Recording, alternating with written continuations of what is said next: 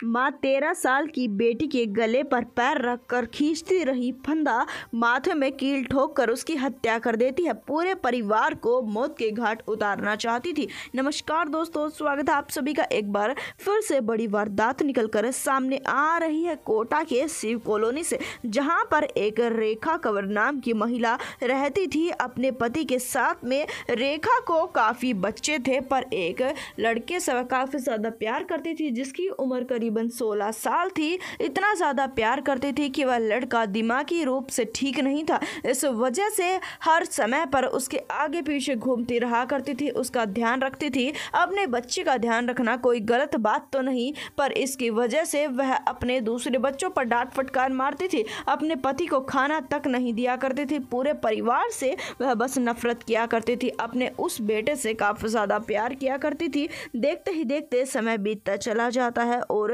अब उसको एक महिला तांत्रिक के पास में लेकर जाती है और तांत्रिक से इस बारे में जानने का प्रयास करती है कि मेरा 16 साल का बेटा ठीक क्यों नहीं हो पा रहा है। मैं उसकी हर तरीके से परवरिश कर चुकी हूँ। मैं चाहती हूँ कि मेरा बेटा भी अपने पैरों पर खड़ा हो। जिसके चलते तांत्रिक कहता है कि 2 दिन के बाद में आना। 2 दिन के बाद में तांत्रिक उस महिला को कुछ उपाय बताता है और महिला घर पर जाती है। इस उपाय को अपनाने के लिए वह एक काम कर देती है, जिसके चलते अपने पति के खाने में बेहोशी की दवा मिला देती है। रात की बात थी, जिस समय पर उसे ऐसा लगता है कि उसके पति बेहोश हो गए हैं। वह काफ़ी तेजदार हथियार उठाती है और अपने पति पर वार करने की कोशिश करती है, पर ऐन मौके पर ही उसके पति की आंखें खुल जाती है। अपनी पत्नी का यह अजीबोगरीब रूप देखकर अपनी पत्नी को कई चांटे मारता है और हाथ से तेजदार हथियार छीन लेता है और कहता है कि ये क्या कर रही थी। जिसके बाद में महिला कुछ भी जवाब नहीं दे पाती है। महिला कर वही रही थी जो कि तांत्रिक ने उसे बताया था। इस वजह से महिला चुप्पी साध देती है।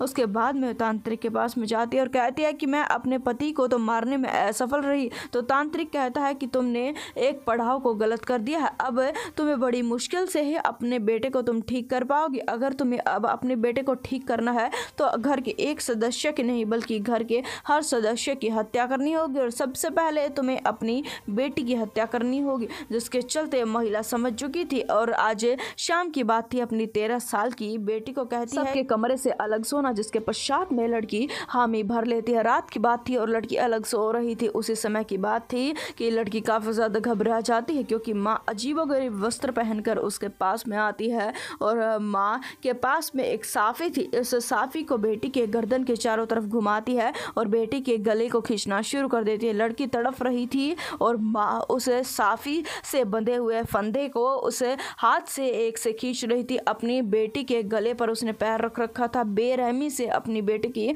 हत्या कर रही थी। ना सिर्फ इतना, उसकी बेटी के मर जाने के बाद में उसके माथे में वकील भी ठोक देती है। यह सब कुछ करने के बाद में जिस समय पर वह लौटकर अपने पति के कमरे में आती है, उसके पति को पता लग जाता है। ना सिर्फ इतना, महिला उसके पश्चात में अपने और बच्चों की हत्या करने का प्रयास करती है। दरअसल बता दें, अपनी बेटी की हत्या करने के बाद में अपने छोटे बेटे को कमरे में वह कैद करने की कोशिश करती है, पर लड़के की आंखें खुल चुकी थी। वह चीखने चिल्लाने लगता, जिसके चलते आसपास के लोग भी वहां पर आ जाते हैं। महिला की इस क्रूरता को किसी की रूह कांप उठती है, पैरों तले से जमीन खिसक जाती है। तुरंत ही पुलिस को बुला लिया। हालांकि महिला को अब पुलिस ने गिरफ्तार कर लिया। इस वारदात को जितना उसके उतना शेयर कर दे, चैनल को सब्सक्राइब कर दे।